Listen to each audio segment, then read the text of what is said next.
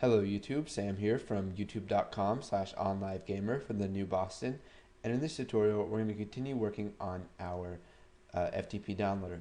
Now you may have been thinking to yourself that, well, what if they put in an invalid server? So let's say this is invalid.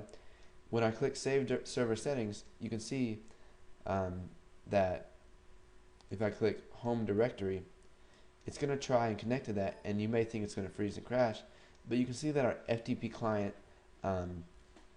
VB class library has this built into it, so that if it cannot connect to the FTP server, it's going to show them a message box saying that it could not be resolved, so it could not connect. Now this is something that makes our lives a whole lot easier when we're building this program, because it checks for us automatically and it already has error exception handling in it. So thanks to Howard Richards for that. So now let's go ahead and allow the user to upload a file. So we'll access the click event for upload, and what we need to do is create an open file dialog. So we'll go ahead and get rid of this, and what we need to do is come into our designer, come over to our toolbox and scroll down to dialogues. So we'll open up we'll add an open file dialog. And we'll just call this open file to upload. Just hit enter there. And looks like we put that in the wrong field. That needs to go in the name. So now what we need to do is we'll do declare path name as string, and then we'll do file name as string.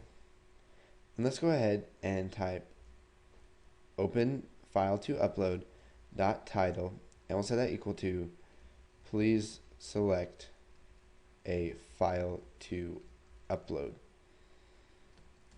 Okay, so now I'll type if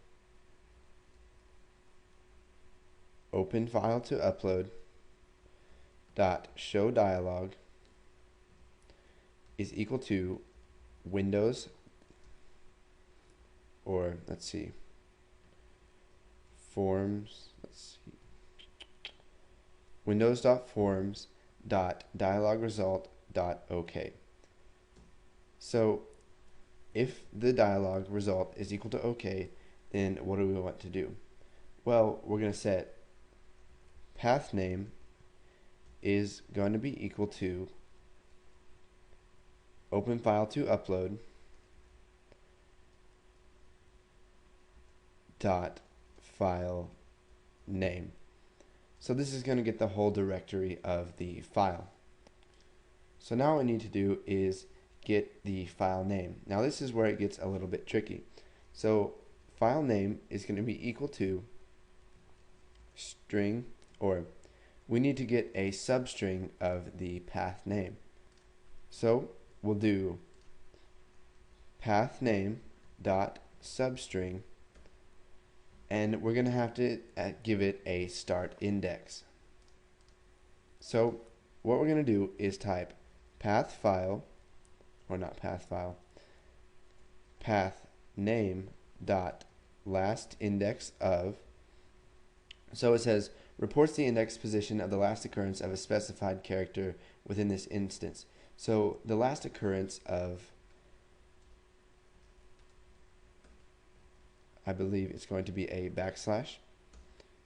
So at the last index of this, we just want to add 1. So what this is going to do is it's going to set file name equal to a substring of path name, and this substring is going to start at the last occurrence of the backslash, and we add 1 to that just so it'll start on the first character. So let's say we've got a whole long directory like c:\documents \hello.txt. What this is going to do is going to start at the last index of this. So let's say the last index is 15. It's going to add 1, and so it'll start at 16, and it'll take all the characters after that, which will get us the file name.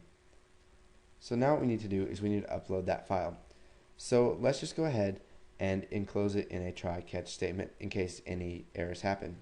So we will call FTP downloader dot upload, and the local file name is going to be equal to path name, and the target file name is going to be equal to file name. And then let's see here. We'll go ahead and catch this exception. So messagebox.show ex.message. So the reason we're doing a try catch is because we might get a network error, and also these might be set to null. So let's go ahead and minimize out of that. Now I know this part right here can be a little confusing, but if you play around with this and see changing the last index of this, or if you go back to the substrings tutorial and you look at this, you will be able to figure it out and see what's going on. So I'll go ahead and run this. So go ahead and click upload, and let's just go to my desktop, and let's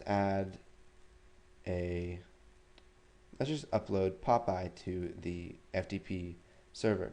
So we'll click open, and it's going to open up that file, and it's going to upload it to the server. Now you can see that nothing's showing up right here. So what we need to do, whenever they upload, we're going to need to refresh the list. Now we'll go ahead and run this. Let's go ahead and go to the home directory, and you can see here that we have popeye.jpg. Now I'll show you this by uploading another one. And you can see here the title is please select a file to upload, which is what we selected. So we'll upload a villain. So we upload the villain, and you can see it will update the list box, and it adds villaincartoon.jpg to it. So go ahead, add this code in to upload a file, and once you've done that, if you understand it, move on to the next tutorial.